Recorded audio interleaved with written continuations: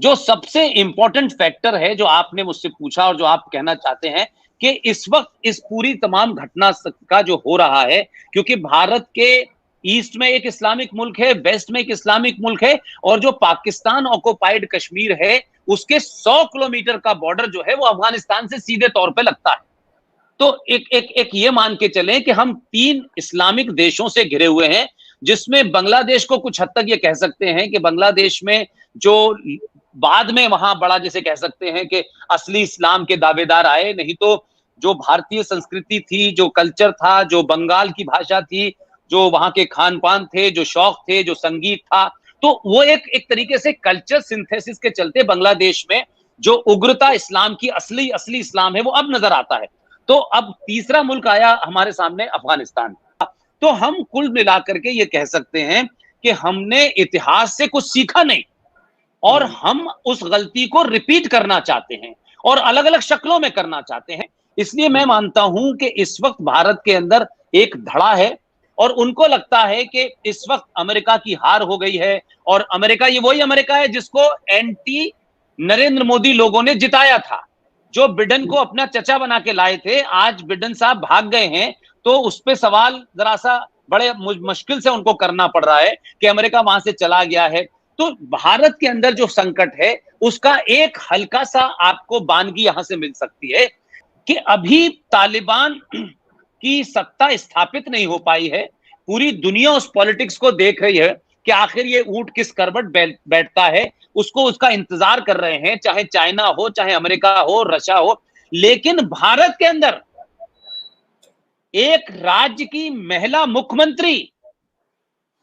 उसने अपने हिडन एजेंडे को बाहर निकाला, जो पाकिस्तान की पपिट है, पाकिस्तान के खाने पीने पे पलती है, और पाकिस्तान के गाने भी गाती है, मुजाहिदीन के भी गाने गाती है, और कश्मीरी हिंदू पंडितों में उसके पिता का नरसंहार में सीधे तौर पे हाथ है। उसने जो स्टेटमेंट दिया है, इससे आपको अंदाजा हो जाएगा कि भारत के अंदर जो एक फोर्स है वो किस तरफ जा रही है, और भारत की सरकार को उस फोर्स से भी टकराना है, और तालिबान को भी टकराना है, और रशिया और अमेरिका और चाइना के बीच में अपनी पोजीशन को भी रखना है।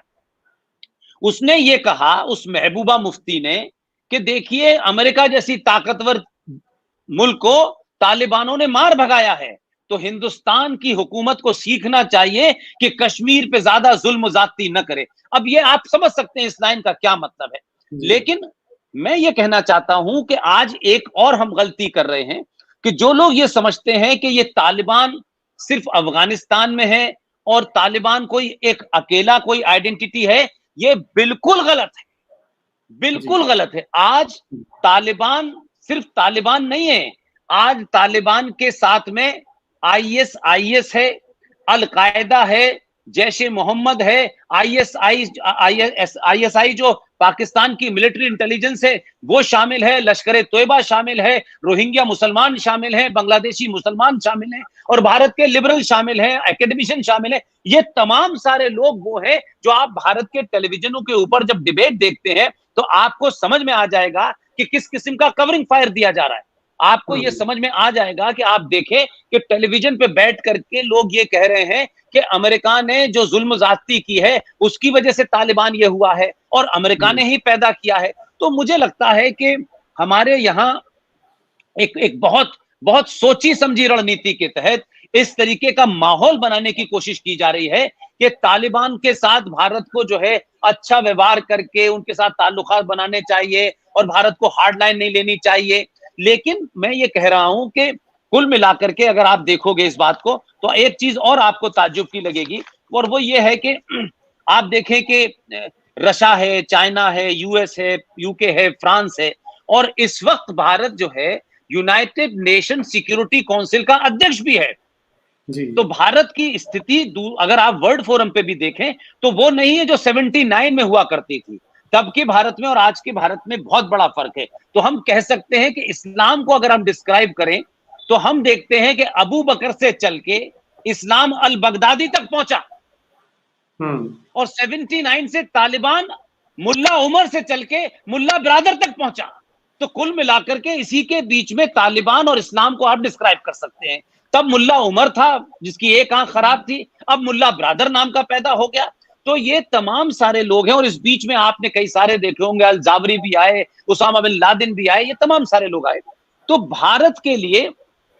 इसमें दो चीजें इंपॉर्टेंट हैं कि भारत कोई भी काम जल्दबाजी में नहीं कर रहा है, और एक चीज इंश्योर कर दी भारत की तरफ से, वो ये कि यूनाइटेड नेशन सिक्योरिटी काउंसिल की, जो नरेंद्र मोदी जो इस वक्त भारत के प्रधानमंत्री हैं, वो उसके अध्यक्ष भी हैं, उन्होंने आज से 10 दिन पहले, 7-8 दिन पहले, उन्होंने बाकायदा एक इमरजेंसी मीटिंग, वर्चुअल मीटिंग की, और ये कहा कि हमें किसी भी कीमत पर हम तालिबान की हुकूमत को मान्यता नहीं देंगे। तो अब ये एक स्टैंड हो गया। अब ये उन्होंने बाकायदा रूट आउट कराया और फिर उसके बाद ये अनाउंस कर दिया। तो इस वक्त जो भारत के सामने चुनौती है कि भारत के अंदर 30-35 करोड़ मुसलमान हैं, और वो मक्कार हैं और मुनाफिक हैं,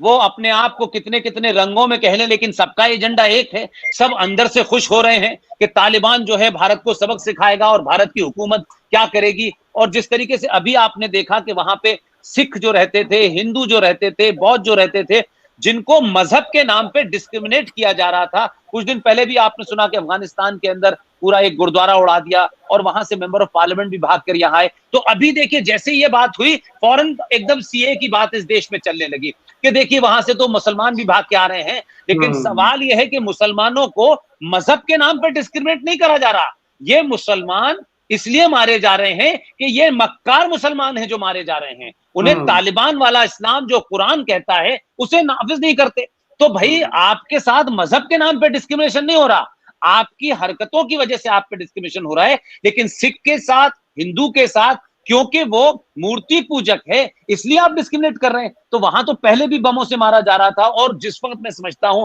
कई लाखों में हुआ करते थे सिख, आज तो वहां चंद हजारों में रह गए। तो ये फौरन सीए के देखिए जी, हजार से भी कम रह गए हैं। तो अब आप सोचिए, अभी पीओ रिसर्च की रिपोर्ट आई कि 99% जो वहां के लोग थे अफगानिस्तान के, वो शरिया कानून चाहते थे वहां पर, और अब वो वहां से भाग रहे हैं। और दूसरा, एक हमारे देश में एक ऐसा तबका है जिनको बड़ा डर लग रहा था पिछले 6-7 साल से, तो अब उनके पास एक ऑप्शन बन गई है जाने की। नहीं, मैंने तो कहा है कि आमिर से लेके हामिद तक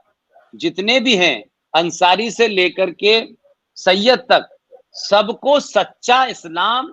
जमीन पे उतरने वाला इस्लाम,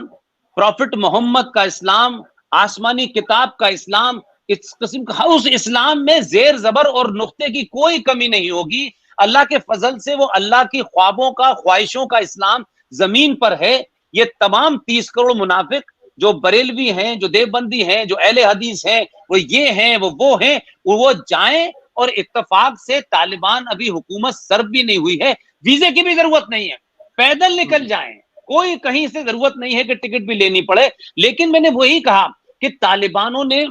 इस हिंदुस्तान के मक्कार मुसलमानों के, जो दोहुमुए डबल स्टैंडर्ड मुसलमान है इस देश के अंदर, जो अलग अलग समय पे अलग अलग किस्म की टोपियां पहनते हैं और हिंदुस्तान के सियासी लीडरों को टोपी पहनाते हैं। ये बात अलग है कि 70 साल में एक आदमी ने जिसने टोपी नहीं पहनी है, उसे टोपी पहनाने में ये बेचारे असफल हो गए हैं, इसलिए परेशान है कि सबको तो पहना ही हमने, लेकिन इसने नहीं पहनी है, इसलिए इसके दिमाग खुला हुआ है, इसका एंटीना खुला हुआ है, इसको सोचता भी है और समझता भी है। तो यहाँ के मुसलमानों की पोल खुल गई है।